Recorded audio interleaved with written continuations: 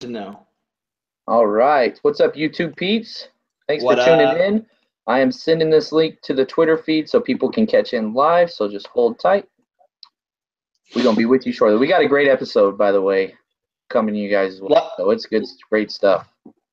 Lots of conspiracy theories.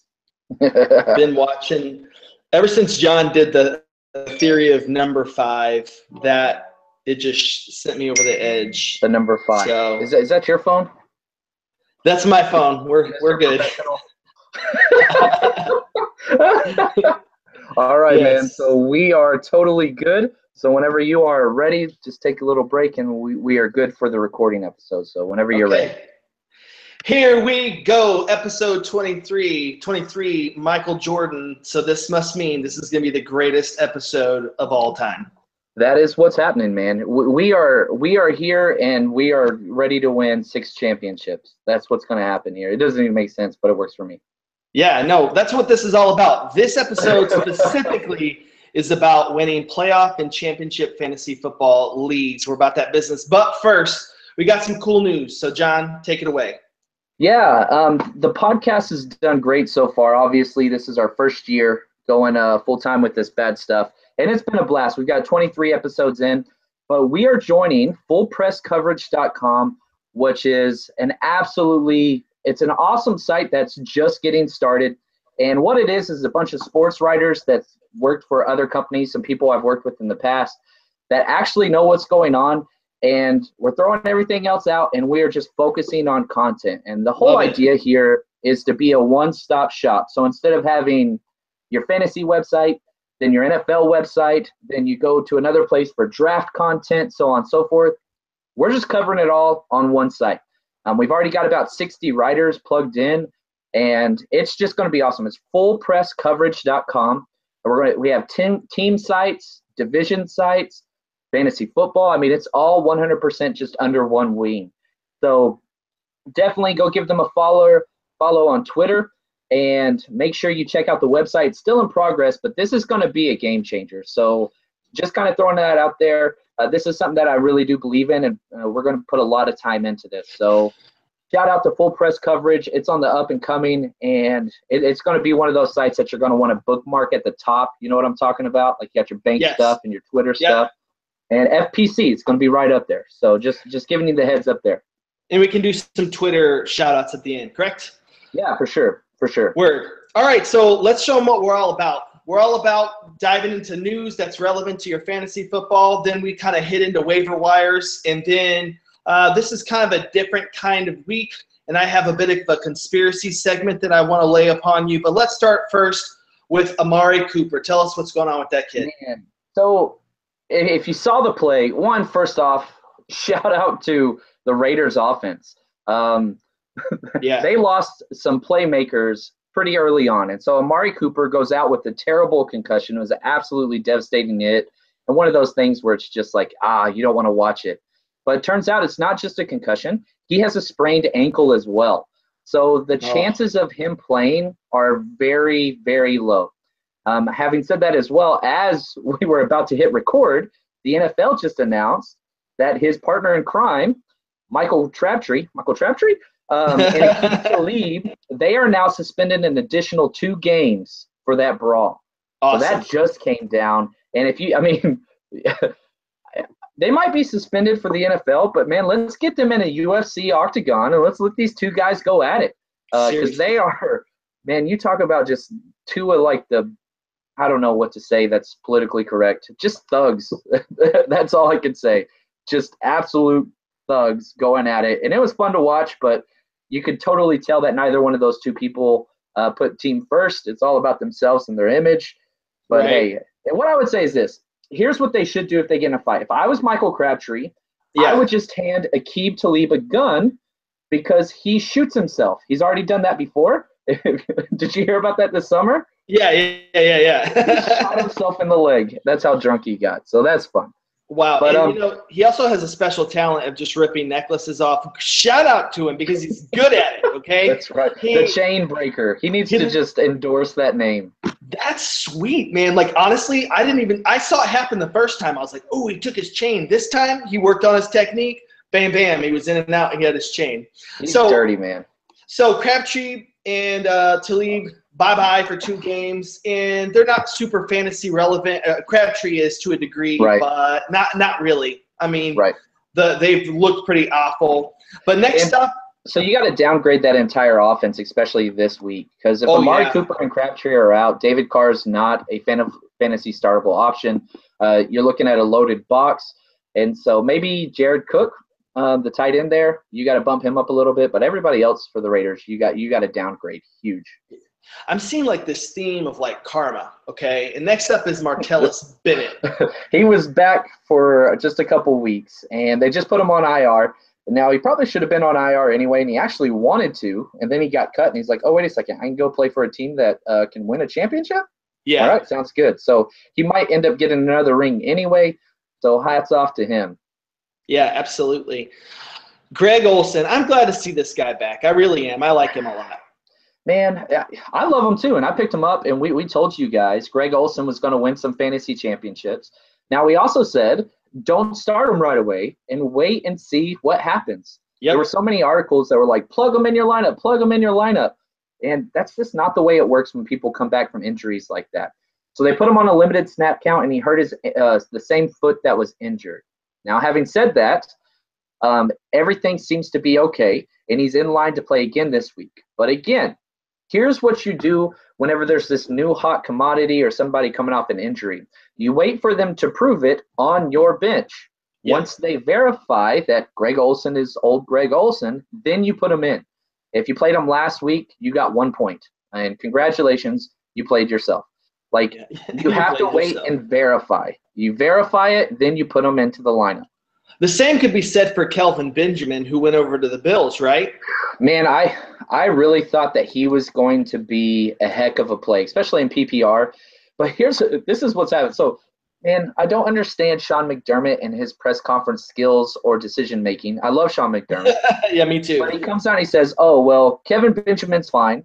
Then he says, actually, he has a torn meniscus. And then they ask him after that, so how long are you expecting him to be out? He says, oh, he's day to day. Like, that happened in one interview. Yeah. You know, so you can play through a torn meniscus. It is a huge discomfort issue. It's beyond discomfort. Anytime you plant, it just absolutely somebody's stabbing you in your knee. But you can play through it. But he's not going to. Sean McDermott is, and I love him because he's a product of Jim Johnson. See, I love him, but he's not media trained, and you can tell he's probably a great coach, a really good defensive coach, not a great offensive coach. Do you know what his favorite number is? 5. Go back and listen to last week if you did not. I don't know if that's his favorite number, but it'd be pretty cool if it was. It would be cool and creepy. Next up, giving stock up to Drake, not the rapper, the football player, but there's something going on with Damian Williams. Man, his shoulder got definitely messed up. And so what happens is Kenyon Drake comes in, and I'm just like, I have Kenyon Drake in 3 leagues. And so I'm just like, heck yes, this is going to be so great. And in the leagues I lost Chris Thompson, I'm just sliding him into there. Oh, he fumbles the very first touch he got after the injury. I'm just like, great. But the backup got hurt as well. And it's looking like, they haven't come out and said this, but it's looking like Damian Williams will not be playing. Now, this is against the Broncos, okay? The Broncos are tough, but they have given up rushing yards. And especially whenever you have somebody that's going to get receptions out of the backfield, Kenyon Drake, if Damian Williams is out, is a solid RB2 as long as Damian Williams is out, even if that's against Denver. Denver's not playing with any heart right now, and they have all the talent. Yeah, and they have all the talent in the world. They're just not using it. You see it. They're not really giving it their all. And they did just announce that Simeon is going to be their starter this week. Now, he is not a fantasy viable option, but what this does mean is he has been the most capable for Demaryius Thomas. So Demaryius Thomas and Emmanuel Sanders doesn't look right. He's playing about 90% off that leg. So I'm not full go on him yet, but Demaryius Thomas, I have no problem starting him. No issue there. Which is sad to say. I mean, he's one of the best, and he hasn't had a great year, but how sad is that you have to say, oh, he's safe to start. Like, he should be a first to second round pick and a wide receiver 1 every year. You just got to – come on, John Elway. Get this guy some talent. Seriously.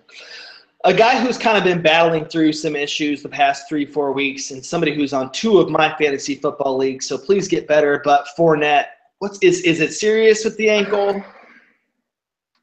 I don't know. And the reason why I say that is he's off and on. He's playing great. He looks great. And then you get into the fourth quarter of the game, and there were 3 straight series where he didn't go in. TJ Yeldon was in. And this was a close competitive game, maybe the game of the week. It was a lot of fun. Mm-hmm. I know you were watching it. You have your Blake Bortles tattoo. Woo-hoo! But so there's 3 straight series where he's standing on the sideline with his helmet. He didn't even have his helmet on. The offense is on the field, and he's standing a little bit away from the coaches, just looking pissed off. And so did he say something? There's been discipline issues with him and the coaching staff already. Like, what's the issue there?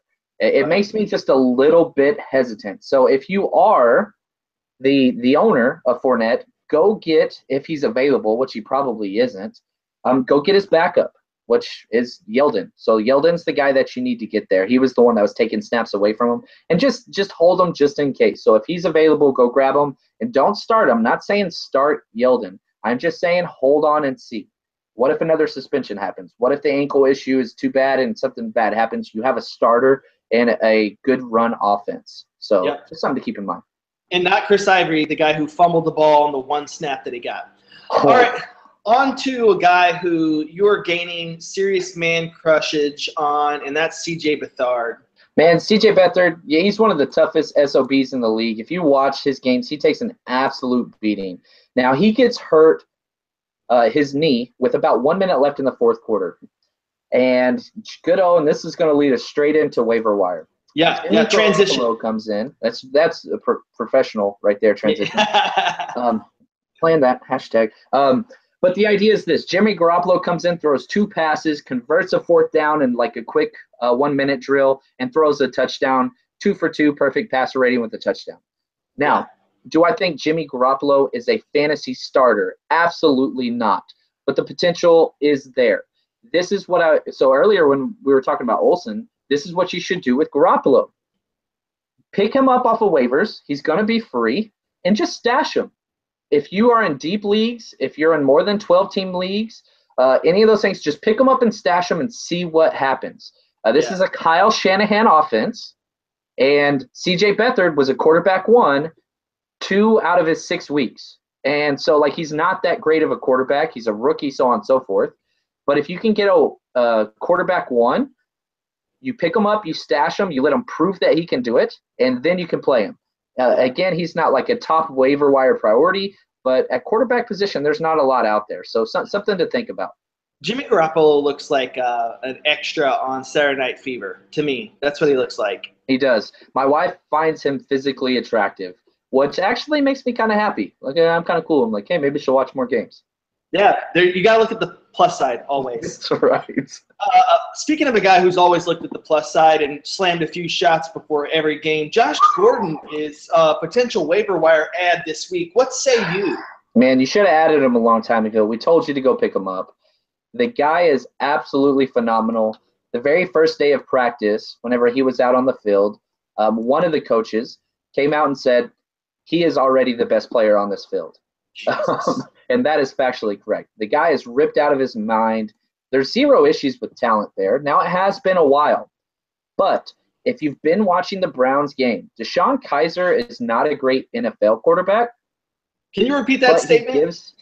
DeShone Kizer is not a great NFL quarterback. Yeah, he's still the youngest quarterback in the league by far. He's still 21 years old.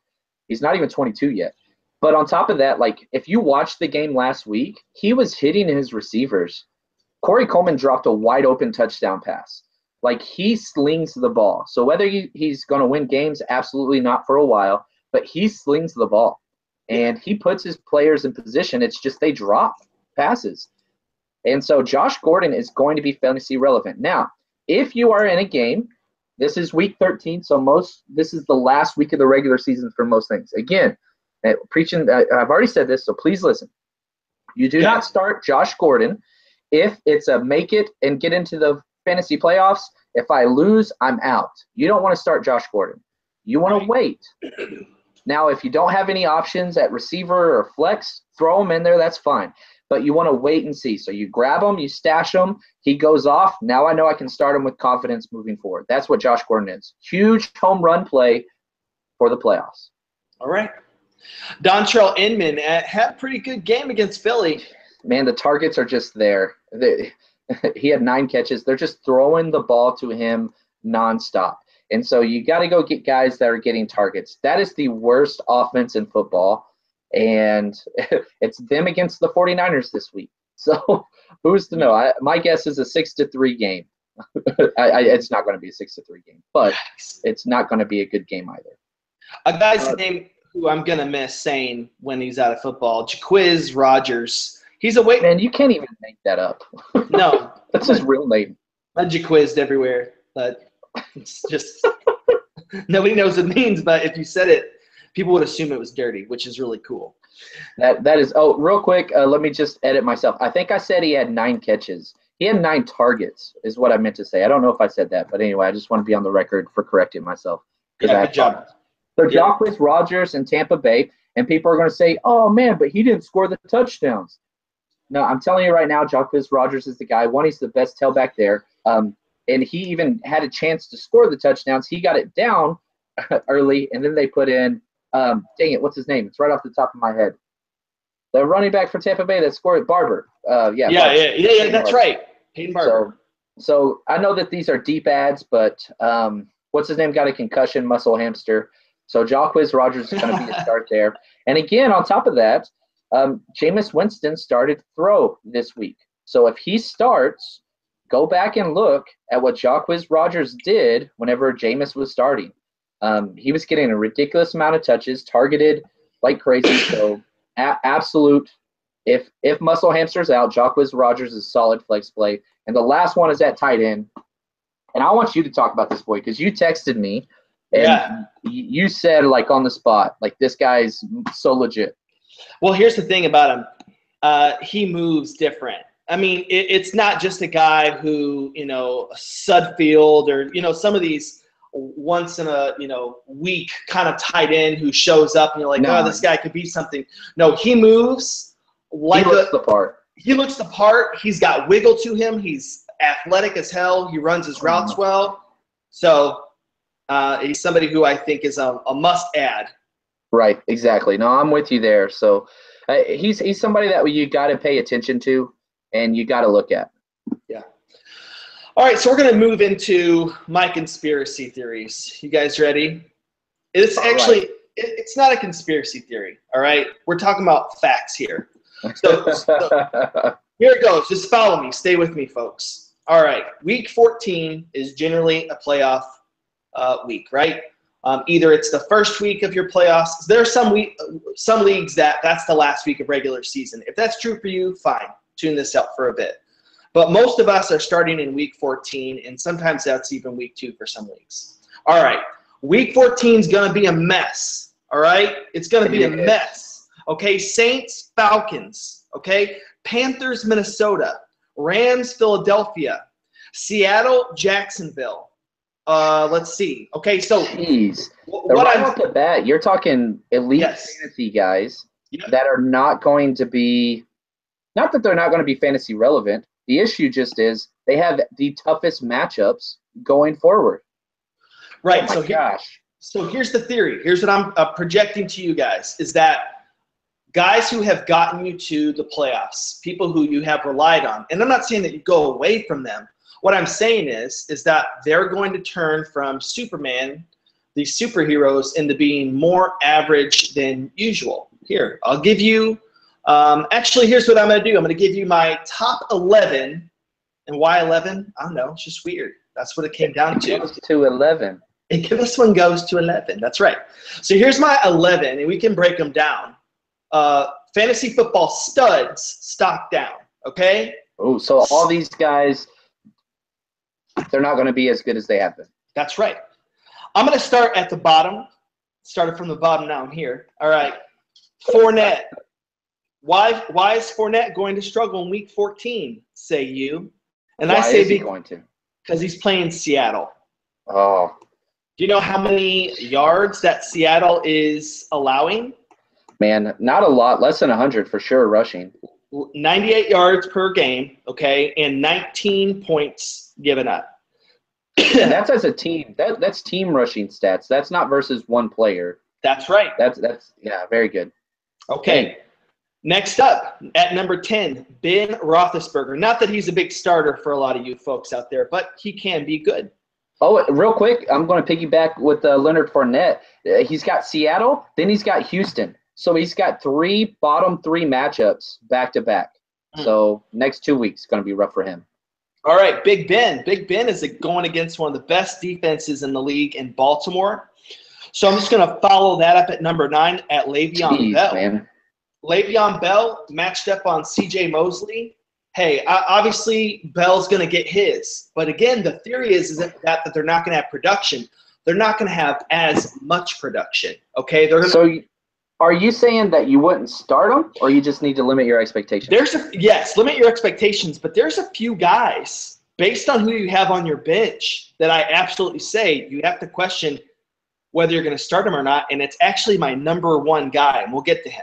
Okay. All right. I'm excited. Number 8 is Jared Goff and company. So whether that's Robert Woods, Kupp, or Watkins, they're going against Philly. And again, I'm not saying that he's going to be, below par. I'm just saying you're going to have an average QB that week. Okay, so let me ask you this question, because I'm in this situation in one of my leagues. The two quarterbacks that I have Dak Prescott. Okay. And I have who you just talked about. Dang it. Where's it at? Jared Goff. Okay. Now, I've loved Dak all year, but he's been terrible. So he's at New York Giants, which have a terrible defense. Right. Whereas Goff is playing against Philly. Who would you start in that situation? Oh, I'm going Dak all day. Are you? Even though he's been terrible? I'm going Dak all day. First of all, if there's y'all's defense is legit. Philly's defense is unreal. Yeah, and not to mention that they're probably adding Sidney Jones that week. So it's going to get interesting, okay? All right, so loving this so far. These are big names we've mentioned. So yeah, and so again, when you hear these players' names, just put a star by their name and just think, let's see what other options are available, and keep that in mind. Keep it in mind. You can't go away from your studs. No one's saying that. All I'm saying is be prepared. Keep it in mind, right? Based on who you have on your bench. Right. Number 7 is Jimmy Graham. Jacksonville's defense, I'm going to talk about them at the very end of this. They're different. They're an elite defense.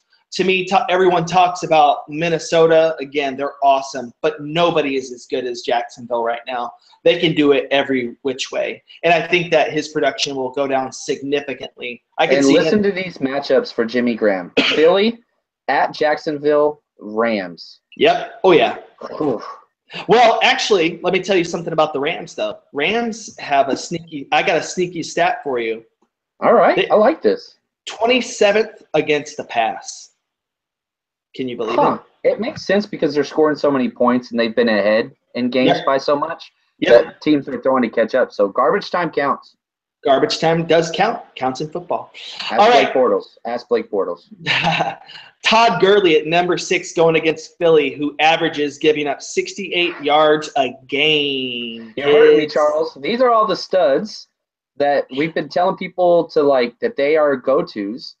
But it just shows you the schedule matters. It matters. Oh, man, if you look at Todd Gurley versus Philly, at Seattle, at Tennessee, all bottom 6 plays. Those are the playoff schedules. Did I say 68? I meant 65 yards a game and only 17 points given up. Okay? You got to hope he gets those catches out of the backfield. That's got to be your hope with Todd Gurley moving forward. Yeah. Let me tell you, number 5, I'm predicting almost just a terrible day, not even an average day. This is a guy who's a non-starter for me in the playoffs, Christian McCaffrey. He's a non-start. He plays Minnesota, and Minnesota don't play that. And also too, I just foresee this being a bad game for number 4, Cam Newton. Cam Newton has been playing a bit cocky. He holds on to that ball too long. Let me tell you something. Just like Minnesota showed the Rams, Minnesota's going to show the Panthers. That is a complete football team, which is crazy to say. And their athletic defense it's unreal. It's unreal.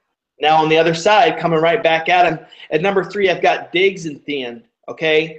And that's a tough pill to swallow, but they're playing the Panthers, okay? The Panthers defense is something serious. Check this out. Third. Finally got back to where it should be. Last year was an anomaly, but this year it's been great. Third best run defense, 6th best pass defense, and they're only giving up 18 points a game. They're serious, okay? So, again, coming back to the theory, folks, not saying that they're not going to be productive, but you're looking at fantasy points down. So if you're averaging 105 and that's what you've been, I think you're going to probably average more like 90, 92 that week. And I'll come to the last conclusion here in a second. And number 2 is Case Keenum. He's going to get destroyed that week. He's going to get brought down to reality about who he really is and what his girlfriend really looks like. Man, he's playing some good ball, though. But, yeah, it's going to come to a close. A lot of people are going to rely on him and start him in their playoffs, and it's not going to go well. A guy I would bench that week. And number 1, the number 1 fantasy quarterback in all of the NFL fantasy football universe, I say you bench him. His name is Russell Wilson, and he's playing Jacksonville. Can I tell you about Jacksonville's defense for a second? Check this out, dude. I love these hot takes, man. I love it. Dude, okay, they're only allowing 168 passing yards per game, okay? They're only allowing 68 running yards per game, only giving up 17.4 points per game. They're going to lock their shit down. And it's at Jacksonville. It's at Jacksonville, okay? Now, is Blake Bortles going to probably put Seattle in some positions to score? For sure. But this whole running around, dancing thing that Russell Wilson does isn't going to work against Myles Jack and this extremely fast front 7 and corners that will lock your receivers down and make them, just want to fast forward to the next week. I'm telling you, it's probably going to be a close game, but that defense is going to limit that offensive production.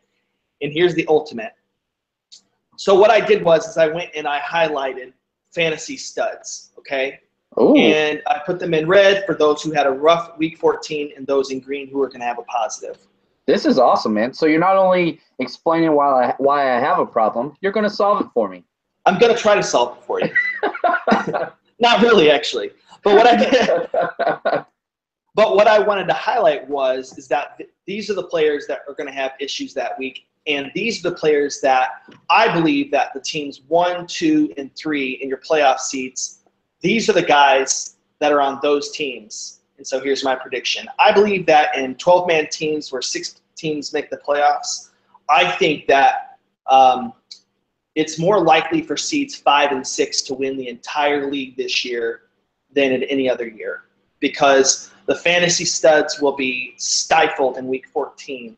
And unless you have a bye that week or it's regular season, that is an awful week to have had an awesome year and have all this production. And then all of a sudden you're going against Melvin Gordon, LaShawn McCoy, and let's say Miller on one guy's team who have amazing matchups with Tom Brady, Hopkins, and Larry Fitzgerald, who all have insane matchups that week and barely squeaked into the playoffs. They're going to annihilate the first team. They're going to kill them. Yeah, and I mean, that's the thing. Like, if you've got guys like Russell Wilson and Todd Gurley and just these studs that have gone off, and that's the thing. You've got to play the matchups and look at the matchups, and that's huge. Now, again, let me reiterate, we're not telling you to bench these guys. No. We're just telling you that you need to put it into effect. You need to make sure if you have other options, you got to go that way. Don't bench these guys. You just have to totally taper your expectations down. Matchups matter. Absolutely. And don't also sleep on the fact that some of these places might have some weather issues. Okay, we're looking at December 10th at Pittsburgh, Baltimore at Pittsburgh. Okay, it could not be so pretty there. It could be kind of nasty there. We've got Indianapolis at Buffalo. We've got just some games that could be definitely impacted by weather that week. So just something to consider. And then you've got Philly at the Rams. So they're in LA. So it's going to be beautiful. So you're looking at some good, potential passing. It is beautiful here. I live in the Los Angeles area recently, and it is wonderful. Chi-town? Anyways, I don't live in Chicago. I live in the suburbs, not in Chicago. Anyways, man, I got passionate about it because I saw week 14, and I'm like, oh, no, my team is going to struggle. I got to figure something out. So this is awesome, man. So, and I'll say this as we pull this to a close. Hats off to you, Chuck. That was awesome, man. I got a little stimulated listening. Yeah, ooh, yeah. Kind of did it for me. Thank you. Okay. All right. Yeah, absolutely.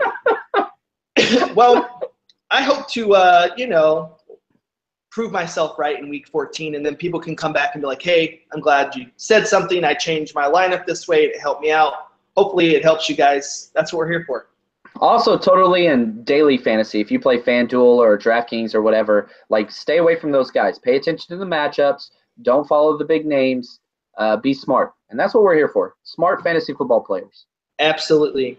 So you just want to talk about Full Press one more time before we head out of here? Yeah, let me just give a shout out to their Twitter handle.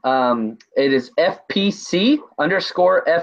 So Full Press Coverage _ fantasy football, FPC_FF. Go check out the site. It's pretty legit. It just got launched this morning. It's going to be fully functional with lots of other stuff, but totally get in on this early because it's going to be one of those things that takes off because it's by all the writers. It's the same people that you've been reading, but instead of working for other people, we're working for ourselves. And it's going to take off. So, again, FPC_FF. So, something to look into. All right, man. And signing off, this is at Host Chuck B on Twitter. And this is JL_Chapman. Oh, you got it right. You got it right. That's right. And this is Fantasy Football ? Peace. All right. Out. Peace. All right. So, good news, bad news. I think my Audacity messed up. Let me stop this broadcast. Hope I didn't hit that. Sorry. We're still live. What's up, live? Peace.